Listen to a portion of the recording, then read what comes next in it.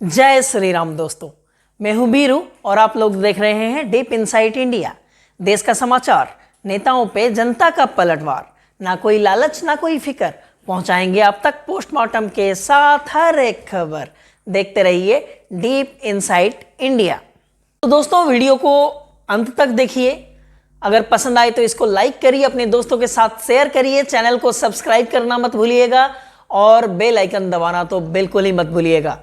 बिहार में राजनीतिक फेरबदल, बिहार में की राजनीति फिर से बदली, पलट गए पलटू राम। नीतीश कुमार फिर आ गए एनडीए के साथ और इंडी अलायंस का बंटाधार, इंडी अलायंस का अंतिम संस्कार। ये देखिए क्या हुआ बिहार में। नीतीश कुमार सत्यनिष्ठा से प्रतिज्ञान करता हूं कि मैं विधि द्वारा स्थापित भारत के संविधान के प्रति सच्ची श्रद्धा और निष्ठा रखूंगा। तो दोस्तों, ये नीतीश कुमार जी का पहला पाला बदलना नहीं है। नीतीश कुमार जी अपने इस पाला बदलने की आदत के लिए भारतीय राजनीति में मशहूर है। ये सबसे पहले एनडीए के साथ थे, फिर 17 साल का एनडीए के साथ उनका रिश्ता 2014 में उन्होंने ये बोल के खत्म कर दिया कि नरेंद्र मोदी को प्रधानमंत्री का दावेदार चुना गया भाजपा की तरफ से।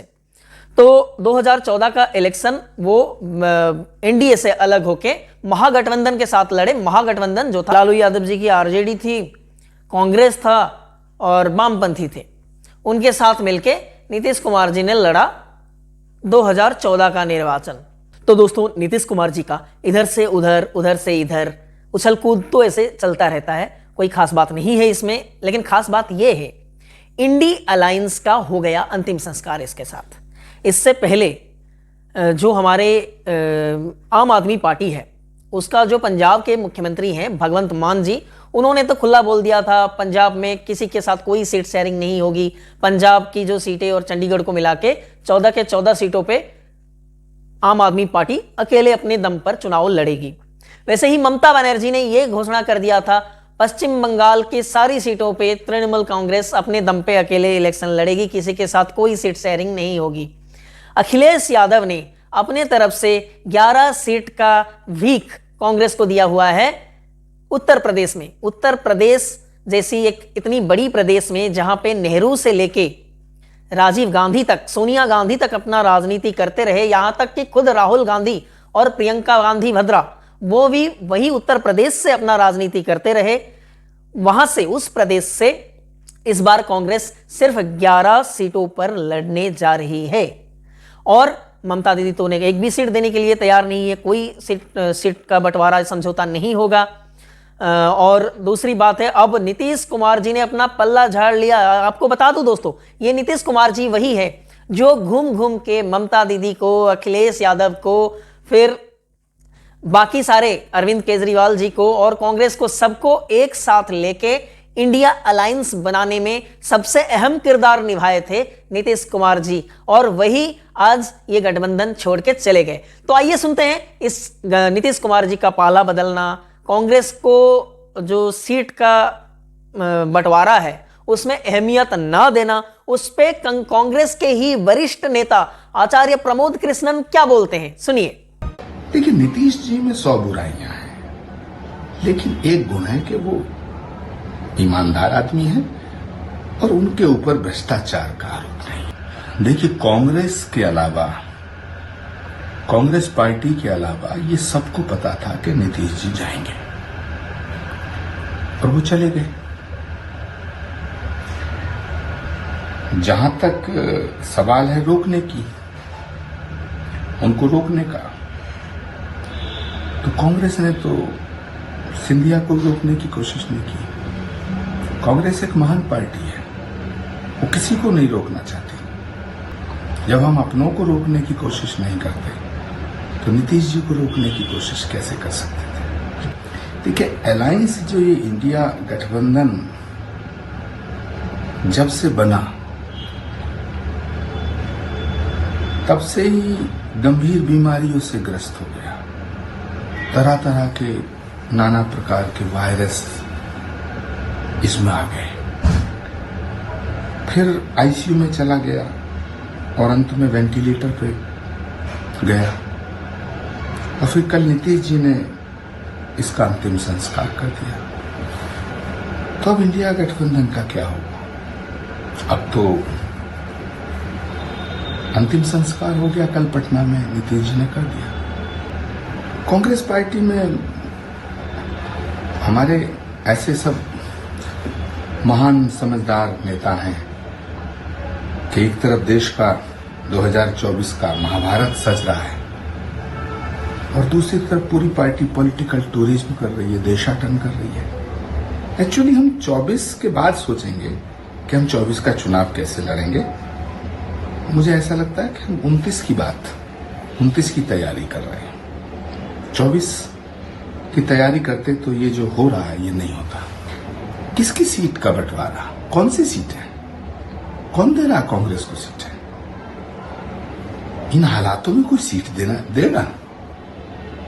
सीट उसे दी जाती है जिसके पल्ले में कुछ हो। बिन मांगे मोती मिले, मांगे मिले ना भीख। ये सत्ता का खेल है। सियासत और सत्ता की शतरंज में वही जीतता है जिसे दाव खेलना आता है। तो दोस्तों, सुना आप लोगों ने, आचार्य प्रमोद कृष्णन जी के अनुसार इंडी अलायंस का तो अंतिम संस्कार हो गया। नीतीश जी के जाने के साथ इंडी अलायंस का अंतिम संस्कार हो गया। तो आप लोगों को बता दूं, मेरे पिछले वीडियो में जाके देखिए, जहां पे मैं इसको ठगबंधन बोला था और बोला था ये गठबंधन जो है इंडी अलायंस, ये पता नहीं 2024 के इलेक्शन तक भी पहुंचेगी कि नहीं। तो ये इंडी अलायंस का कहानी यहीं पे समाप्त हो गया। इससे आगे इसके बारे में आलोचना करना और मायने नहीं रखता है। और एक बहुत बड़ी बात बोली आचार्य जी ने दोस्तों कांग्रेस के बारे में, कि कांग्रेस जो है और राहुल गांधी का जो भारत जोड़ो न्याय यात्रा है उसको आड़े हाथ लेते हुए आचार्य जी ने बोला कि ये सियासी देशाटन चल रहा है। बहुत बड़ी बात बोली यहां पे आचार्य जी ने, और कांग्रेस में रहते हुए इतनी बड़ी बात करने के लिए मैं, और सच्ची बात करने के लिए मैं आचार्य जी को साधुवाद देना चाहता हूं कि कांग्रेस 2024 का नहीं 2029 का इलेक्शन के बारे में सोच के काम कर रही है। मतलब 2024 के इलेक्शन में कांग्रेस ने अभी से अपने हथियार डाल दिया है, हाथ खड़े कर लिए हैं अपने कि भाजपा आप 400 क्या 450 ले जाओ, आप 500 ले जाओ, हमें कोई फर्क नहीं पड़ता, 2024 हम हारने ही वाले हैं, ये कांग्रेसियों ने मान लिया है। तो फिलहाल तो मैं एडवांस कांग्रेचुलेशन करना चाहूंगा मोदी जी को और भाजपा को 2024 जीतने के लिए, और अच्छी खासी मेजोरिटी के साथ जीतने के लिए, क्योंकि ये कांग्रेस जो है वो अपने खुद ही अपने पैर पे कुल्हाड़ी मारने से बाज नहीं आते हैं। ये लोग खुद मोदी जी को ज्यादा से ज्यादा आसन जीतने के लिए मदद करते हैं।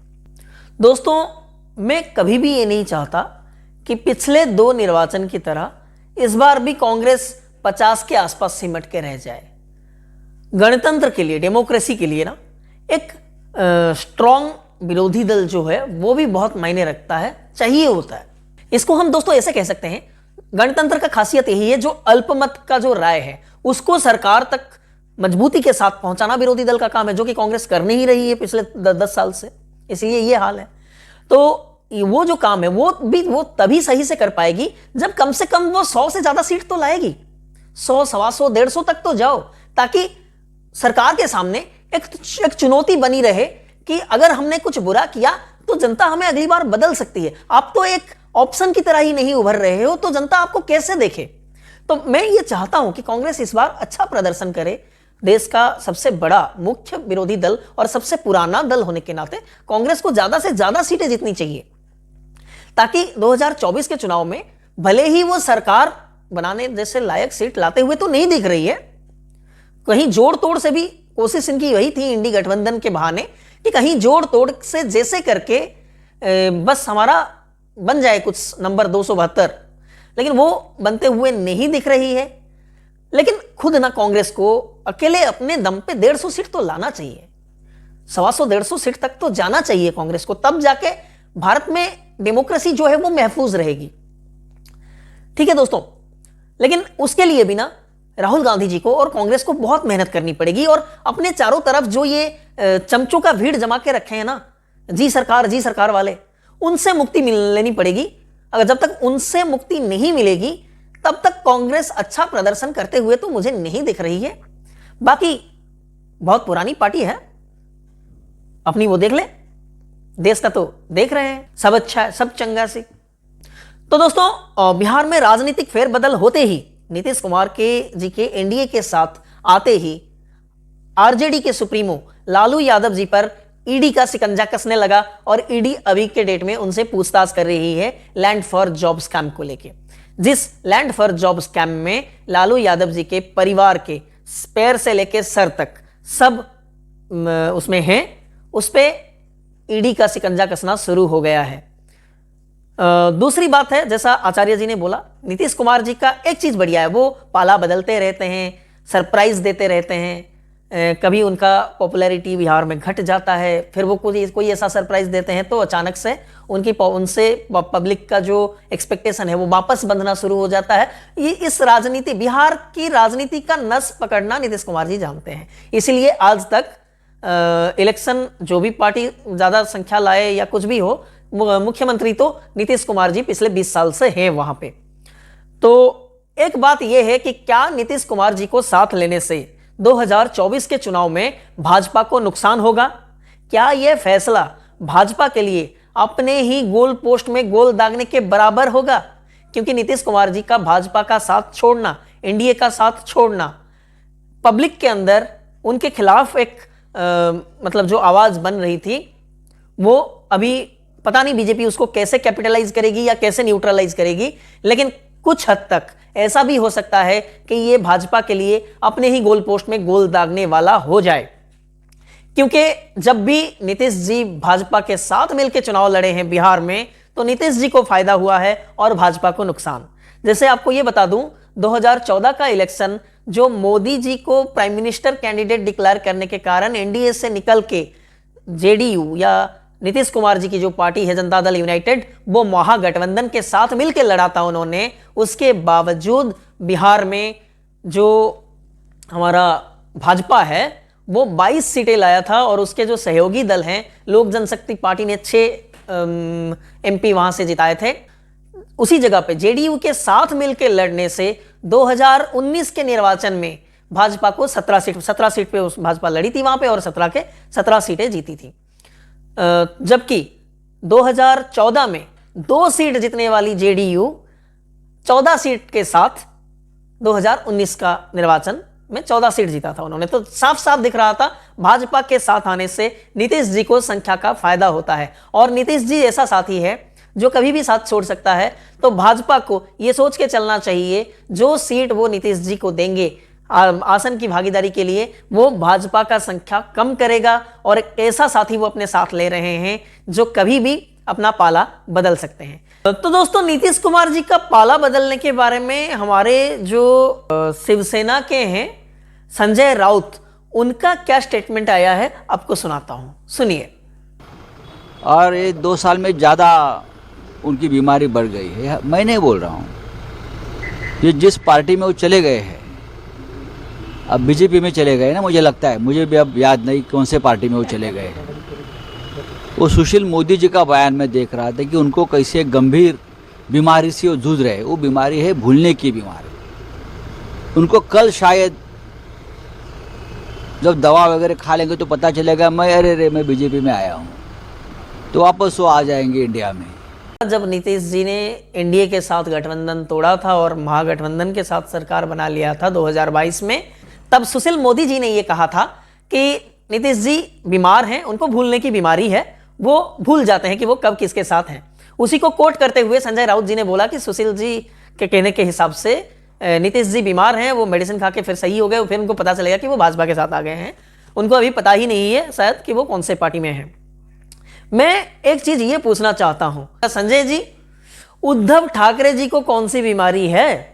उद्धव ठाकरे जो बाला साहेब ठाकरे का बेटा है, वो किस परिस्थिति में आ गए कांग्रेस के साथ और एनसीपी के साथ, जिसको बाला साहेब ठाकरे अपने लिए अछूत मानते थे, उनके साथ आ गए मिलके राजनीति करने, सरकार बनाने। तो क्या है वो बीमारी उद्धव जी को? सत्ता का लालसा? ऐसी क्या सत्ता की लालसा है उद्धव जी को कि वो राम मंदिर के प्राण प्रतिष्ठा में नहीं जा पाए? जो सपना संजोए थे बाला साहेब ठाकरे ने, उसको भी भूल जाना सही समझा। ऐसा कौन सा सेकुलरिज्म का चोला ओढ़ लिया उद्धव ठाकरे जी ने? उनको क्या सेकुलरिज्म का रोग लग गया? वो बीमार सेकुलरिज्म से हैं। पहले उनको कुछ दवाई दीजिए।